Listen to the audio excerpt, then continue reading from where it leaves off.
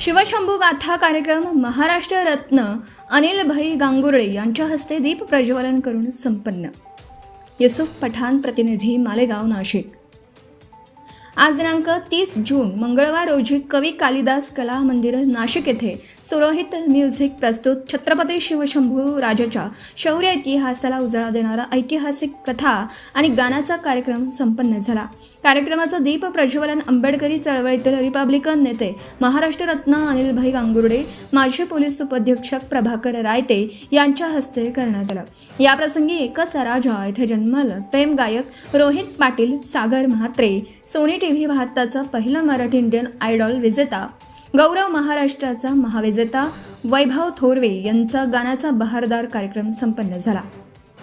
याप्रसंगी नाशिक येथील सुपरिचित समाजसेवकांचा शिवरत्न महाराष्ट्र भूषण पुरस्काराने सन्मानित करण्यात आला। यामध्ये श्री प्रभाकर रायते, श्री कपिलजी शर्मा, श्री प्रतापजी मेहरोलिया, श्री महाराष्ट्र रत्न अनिल भाई गांगुर्डे, श्री डॉक्टर चैतन पाटील, श्री रविभाऊ गांगुर्डे, श्री हर्षवर्धन बोराडे आदींना पुरस्काराने सन्मानित करण्यात आलं।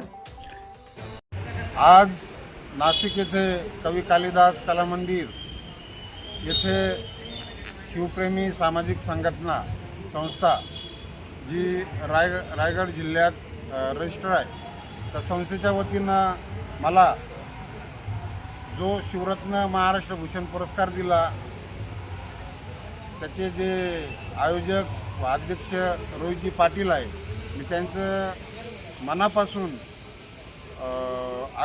आभार व्यक्त करतो।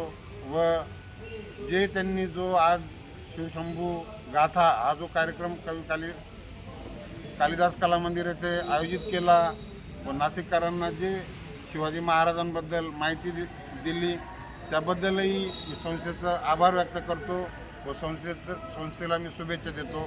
धन्यवाद। जय भीम, जय Shriram. Subscribe now and press the bell icon. Never miss an update.